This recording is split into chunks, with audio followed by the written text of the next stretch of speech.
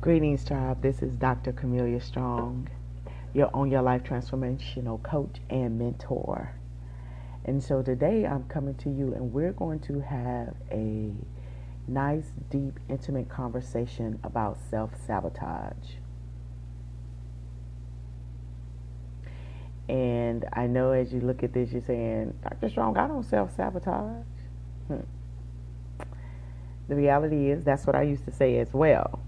I don't self-sabotage. I'm just busy. You know, there's a lot going on. You know, so let's see. Yes, it's early for me. I'm here in California, Sacramento, to be exact. It is approximately 6 a.m. for me. But you're important enough, you're worth it for me to get up and give you a little information to start your day. So I'm going to take a little sip of this. It's hot, but that's okay. That's good. So back to why we're here. So that in itself, I won't say it's self-sabotaging, but it is a form of procrastination, slowing down. Now, when we look at self-sabotage, and so we take the example of procrastination, right? That is putting something off that you know or even planned to do today for tomorrow. Now, some of us will say, well, Dr. Strong, I work better under pressure. That may be true. But I challenge you to think about how different or how much more you could possibly get done or could be more effective, right, if you didn't procrastinate. So, being that our subject for today is self-sabotage, we're going to give you a definition for that. So you can actually have something that when you look at your behaviors, you can say, ooh, yes, I need to address that. So self-sabotage is defined as a behavior of creating problems, interferences with long-standing goals. Now, that doesn't mean that that's the only time you self-sabotage is when it has to do with long-standing goals. But we would say, for the sake of argument, that that is when it's most detrimental, I would say, because it's our big goals, right? When we self-sabotage those, we have a tendency to fulfill a prophecy that we may have been fed into us by others when we were younger. So we'll recognize the fact that self-sabotaging goes deeper than what you're doing, like right now in your life. It's a little bit more than that, and we'll go into that as well. So some behaviors excuse me, that you may participate in that create a environment of self-sabotaging. And here's just a few, right? And they can come in the form of, again, we mentioned procrastination. Another one is self-medication, whether it's prescribed drugs, okay, those that are not prescribed, that we, can get our hands on, and alcohol, right? The other form of self-sabotaging is comfort eating. Now, Don't freak out. A lot of us, excuse me included, will at times comfort eat, right? When we're sad or when we're frustrated, angry, all those, you know, negative feelings when things are not quite going the way that we want them to. So we'll comfort eat. Now, it becomes a self-sabotaging behavior when you do it all the time. Like that is your go-to thing when life is punching you in the face or slapping you, right? Another thing that is self-sabotaging is self-injury. And then when we look at self-injury, that may come in the form of, cutting. It may come in the form of, you pulling your hair out and you have little patches, different things like that. So as I mention these things, stop and think about what it is that you may be doing that you're participating in it to the point to where it is preventing you from accomplishing your goals, your dreams, right? And we'll give you a second, so those of you who are watching and looking and listening in different, and all of that, to give you a second to really take that in.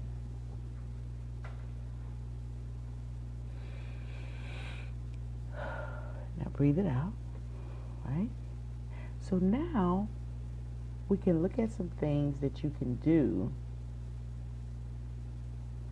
to stop self-sabotaging. Yes, you can stop it.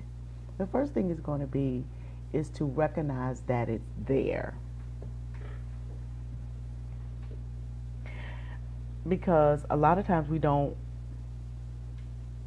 not always aware of it, right? We really aren't aware of it. And so right now, knowing that, that's okay, because everything takes steps. Growth takes steps. There is usually some type of uncomfortability and change when it comes to growing and moving into a bigger space, a higher you, right? So, and in not only being not aware, we're also not aware of the effects of self-sabotage, right? And a lot of times, unfortunately, connecting a behavior to a self-defeating consequence is no guarantee that the person will disengage from the behavior. That's a reality. So I don't want you to walk away thinking that, okay, I recognize it, I'm good. That's not going to be necessarily true. There's some more to that. So here we go. So now that you recognize that you're participating in self-sabotaging behavior, right? You recognize that the comfort eating, which was for me one of, a self-sabotaging behavior, that I had to recognize that it's not cool. It wasn't good for me. Right? And so in recognizing that, what are the steps to changing that behavior? One of the things is that looking at what triggers it. So if sadness is what triggers, the comfort eating, right? Then you look at that, recognize that, and then when you feel that coming up, you do something different.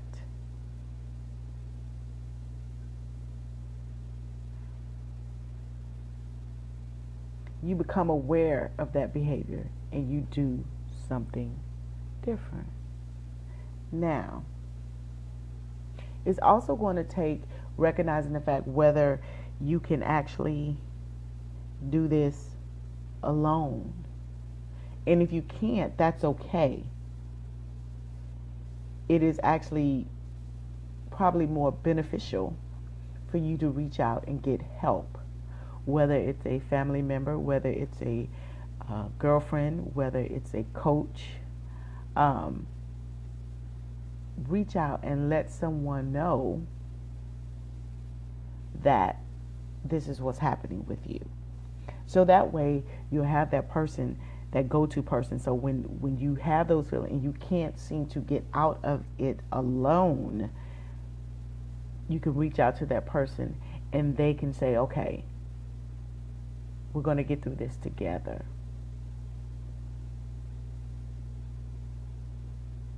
So now you've recognized it. You are aware. Now you're working on creating new behaviors for that. So a suggestion to replace comfort eating became walking for me, right? Because if you participate in a self-sabotaging behavior, the thing is like, if it's self-sabotage,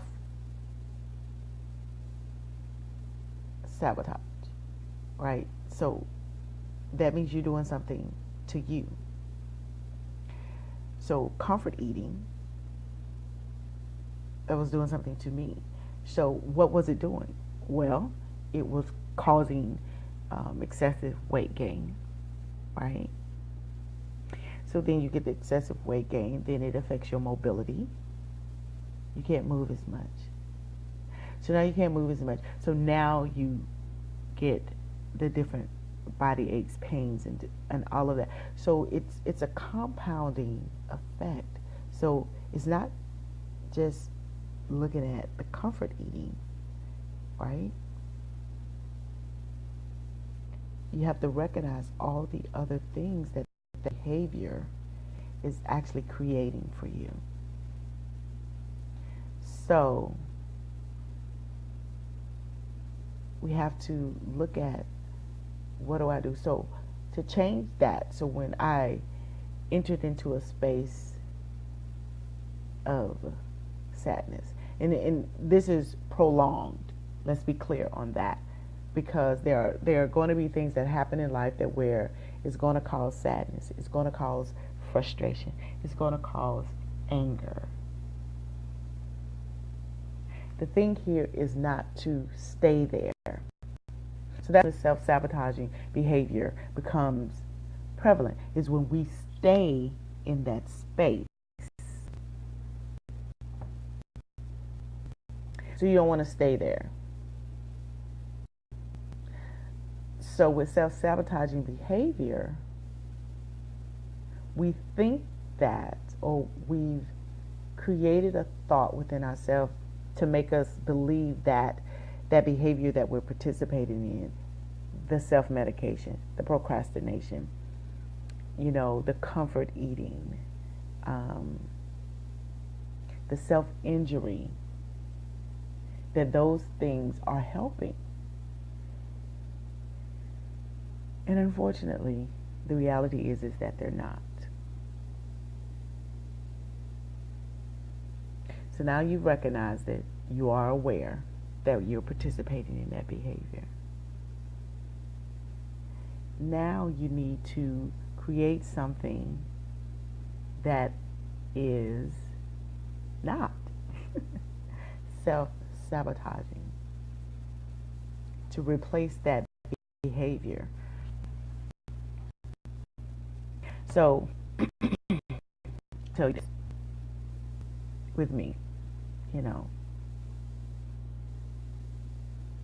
for so long, I would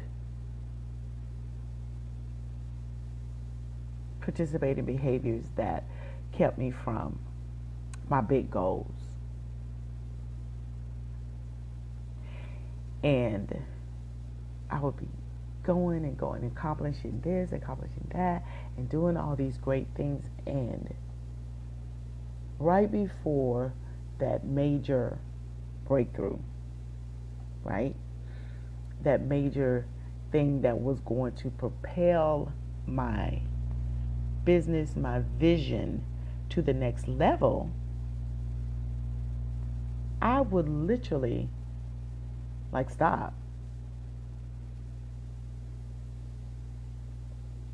Just stop, because then all those negative thoughts that I was carrying with me from my past would tell me that what I was thinking or what I was working toward was unrealistic. You know, you're not good enough.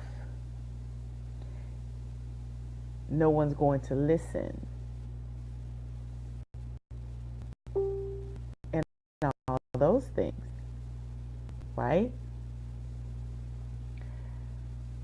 So I had to be able that when those thoughts came up, I had to remind myself that you are enough, right? And if no one listens, that's okay, because you are fulfilling your purpose, and those who are supposed to hear will hear, and they will listen. And recognizing the fact that I've mentioned in videos before, everybody is not supposed to hear me, and that's okay. And I became okay with that.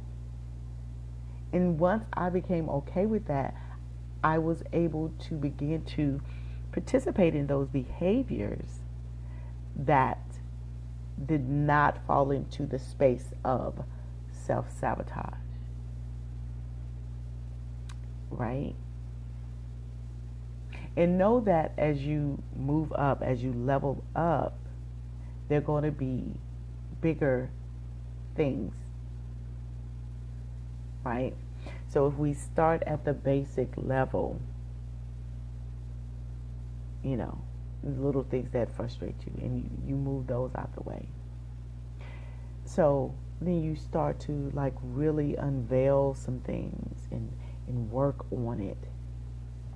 And you go deeper and deeper. And as you go deeper and deeper,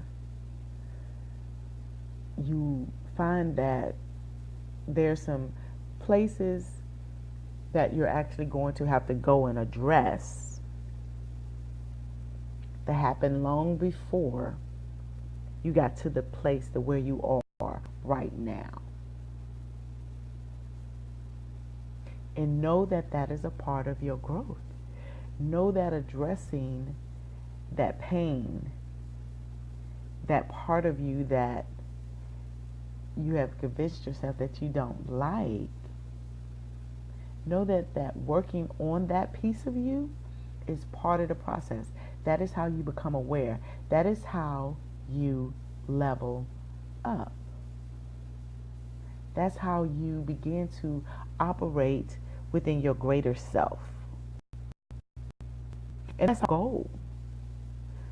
To, at each turn, at each level of growth, you begin to operate as your greater self. That's our goal. So with self-sabotage, so now you are aware that it's there. You've accepted that it's there, right? And now you're creating behaviors to replace those self-sabotaging behaviors, right? But I will say that we have to really look at how we got there. And that's going to be the tough one, right?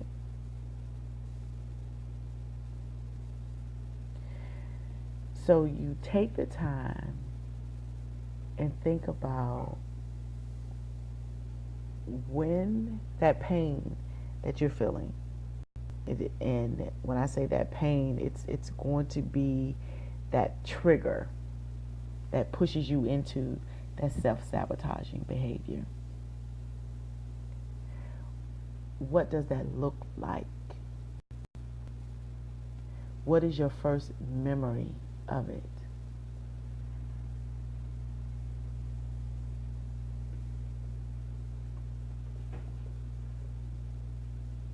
And then once you do that, and now granted, you may actually need some assistance with that.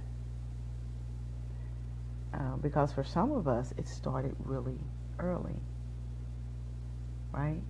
It started really early.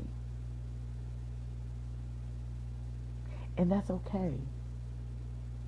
Because the thing of it is, you, where you are right now, that adult, right? That big person, you can sit in a space to where you can talk to your younger self, right? Take the time to tell him or her that she is perfect. She is enough. So you go into that space and let your younger self know that you are beautiful, you are amazing, and you are a benefit. You are an asset to this world. That you being created was not a mistake. It was not an inconvenience, right?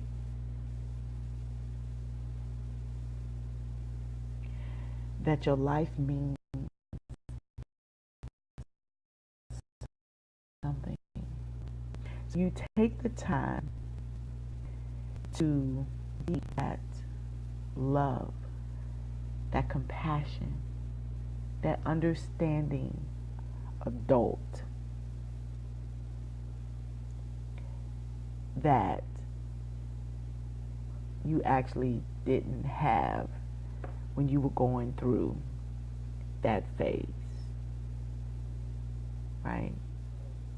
So here's an exercise to do that. So what you would do is you want to have 2 chairs, right? 2. This is going to be a very deep and personal inner work that you're going to participate in. So you have 2 chairs, right? So the first chair is for your adult self. The second chair is going to be for your younger self.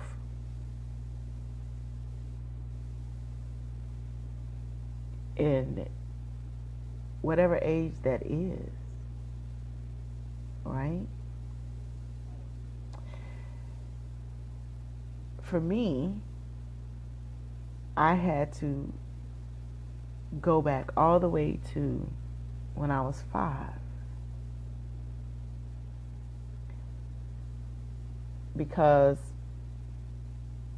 the actual triggering event, and maybe I should say, you've heard the old adage, the straw that broke the camel's back. Now that happened when I was 17, right? And that's when my mother made a conscious choice not to attend my high school graduation. So I know that when, you know, certain people of my family see this, it's probably going to cause some reaction, and that's fine. I'm ready for that. I'm okay with that, right? Because this is my growth, my story. So now, that was the straw that broke the camel's back. But the reality that I had to come into was that those things happened, those type of behaviors or reactions toward me happened long before I was 17. The 17 was, again, the straw that broke the camel's back. So for many, many, many, many, many years, that was the picture that I held. Now, I can share this because a beautiful, beautiful, beautiful sister friend of mine shared this with me, right? And now I share it with you.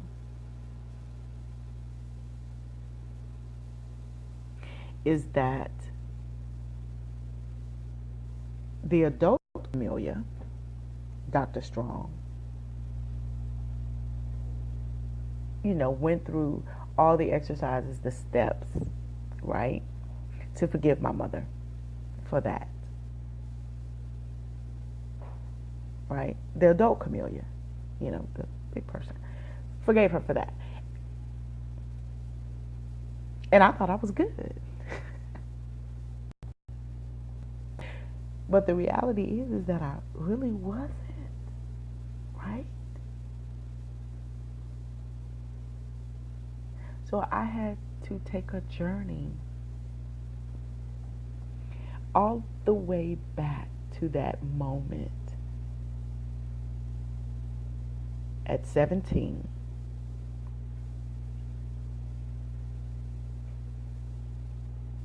And stand in that space and feel all the disappointment, all the hurt, all the anger, all of it. And then in that, say, I forgive you. Not only do I forgive you, I thank you for that experience. I thank you for that moment. All of me. Because it was that experience that pushed me, right? That helped me become the woman that I am, the mother that I am, right? The friend, the aunt that I am, the coach, the mentor that I am. So I thank you, right? So when you're in that space and you're in that chair, right? You move over to that chair. And so this is what the second chair is for. You get in that chair so that you can actually enter into that space. You enter into that space and you allow yourself to feel everything that is associated with that event. You feel it. You allow it to be vivid. And in that moment, you as an adult, you support your younger self, right? And move it into forgiveness of the person or the event. You support them in feeling gratitude for having experienced that.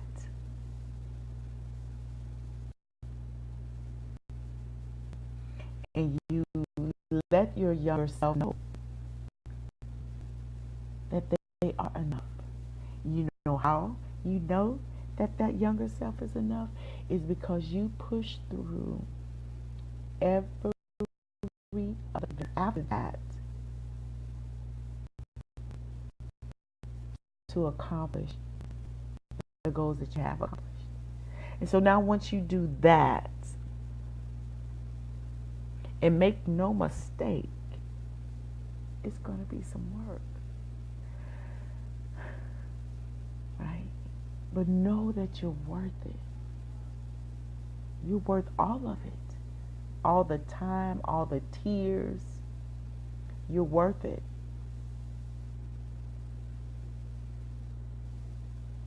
You are worth it. I was worth it. And it is so liberating to the point to where it's like now all the positive and love that you've been longing for, it's right there and you feel it because it's been right there all along. You've just been stuck in that time and not realizing it.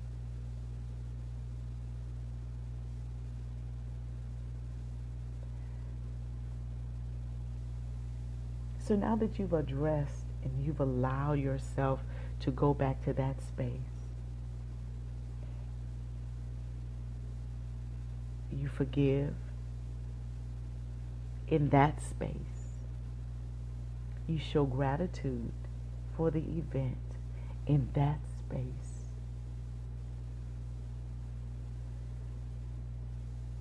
And you allow your adult self to love that younger version of you. To show empathy, compassion.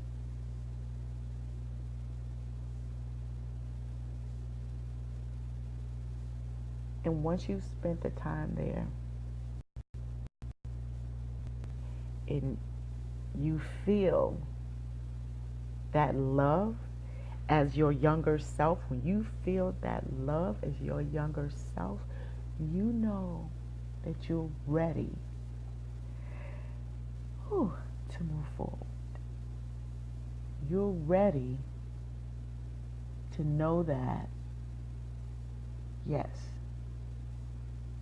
I can walk in my purpose. I can walk in my greatness. I am ready to do the work that the Creator has created me for. My purpose. Why was I born? You ask yourself that question. And you can sit there in your younger self and know and feel it. You come out of that in love for yourself. We enter the space of your adult self. You're ready, right? Now, it doesn't mean that the whole piece of self-sabotage is just going to poof, go away. But what it does, it allows you to walk in a space that where certain behaviors, because behaviors are habits, and so they have to be changed. You have to create new habits, new behaviors. But doing that work allows you to move in a space to where you can really get the work done. Where you can really say, I'm ready. Let's do this. Because you're worth the investment. You're worth the time. You're worth the work. So now you're able to recognize when you begin to operate in that space, and you can say, No, that is not me. We're not going to do that anymore. So you're going to create other behaviors like procrastination. You're going to be able to create a schedule to where you can manage your time, right? You're going to be able to really invest in making sure that whatever you need in order to get things done on time, to move fluidly to your goals, that happens. If it's comfort eating, you're going to recognize when that's happening and be able to better pick up a healthy snack or go walking or go to the gym. Whatever that looks like, that change of that behavior. And if it's something more drastic like self-injury, right, then you're able to move into a space where you'll make that phone call or you'll reach out to someone who can really help you work through that. Because now you realize that you're enough.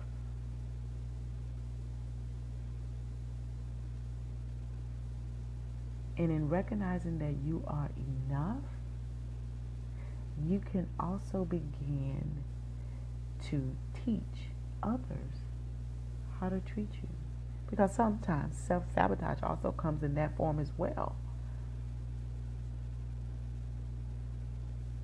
You know, you're wondering why people mistreat you or walk all over you and different things like that. I would suggest that if that's your self-sabotaging behavior, you make a decision to get your behind up off the floor. Right? Make a choice. It is all a choice. We hold the greatest position as human beings. And that's because we have choice. We have the ability to choose. We have the ability to choose to choose.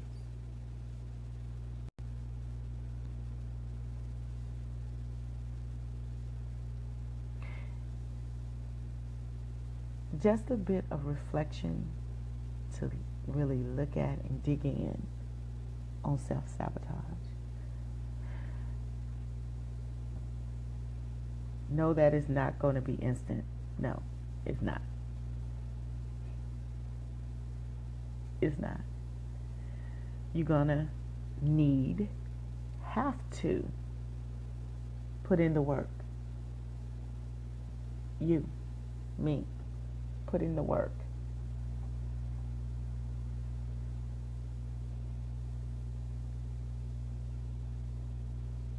Make sure you understand you are enough. You are beautiful. You are brilliant. And in having those qualities, those attributes attached to yourself, means that there's no excuses to not operate in the space that you need to operate in. And if that means looking at your surroundings, the people you're hanging out with, right? You are the sum of the most 5 people that you spend the most time with.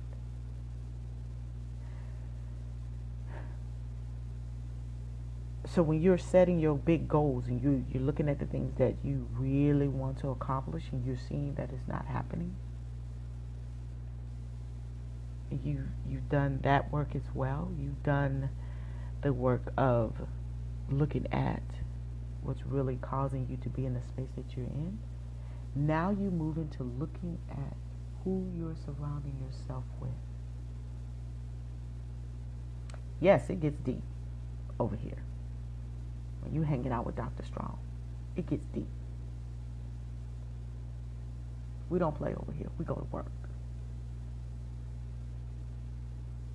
So check your friends. Who you hanging out with? Hmm? Are you hanging out with people who are just as excited about your dreams and your goals more than you? I'm just saying. If you're not, then maybe it's time for you to reevaluate that. Right? So these are progressions of recognizing and looking at our self-sabotaging behavior. Right? Most of us, a lot of us, have to work through our mommy daddy issues. I did.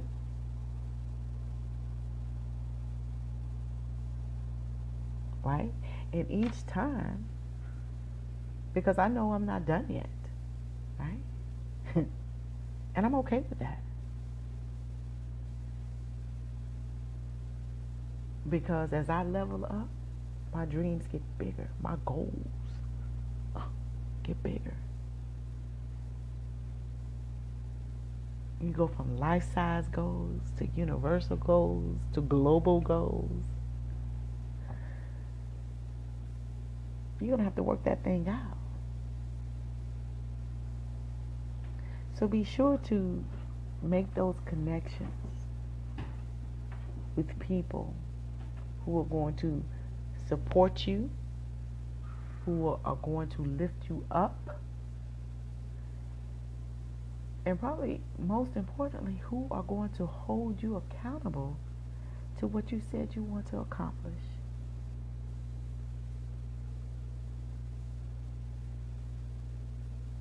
Who are going to call you out on those self-sabotaging behaviors.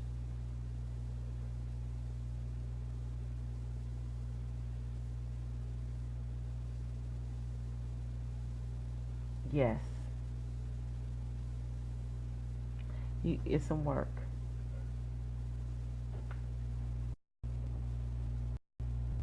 Right? But you're worth it. All of it.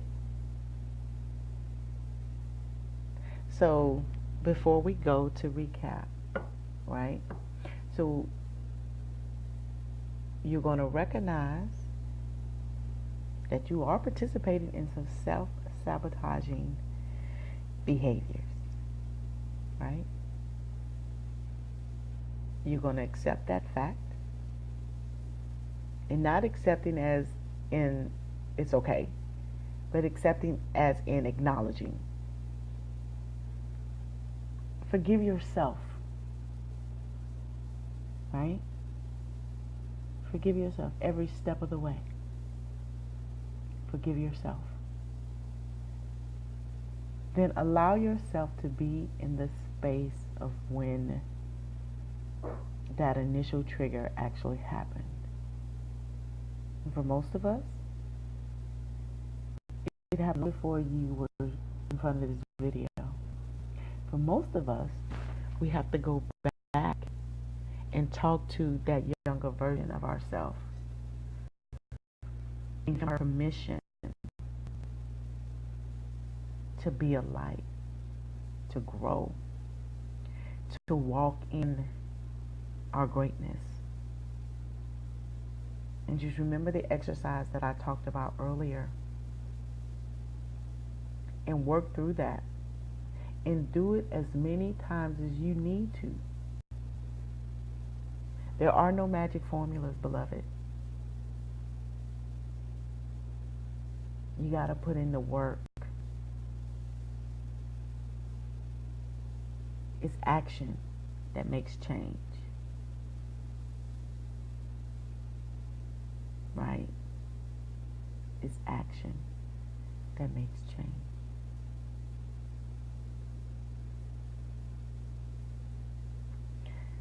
So, I will leave you with that.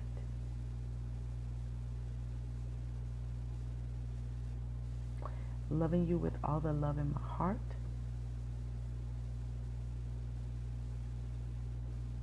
This is Dr. Camelia Strong, your Own Your Life transformational coach. You can look in the comments below on how to reach out to me. Send me your thoughts. I'd love to hear what you're feeling and what you're thinking about what we discussed today.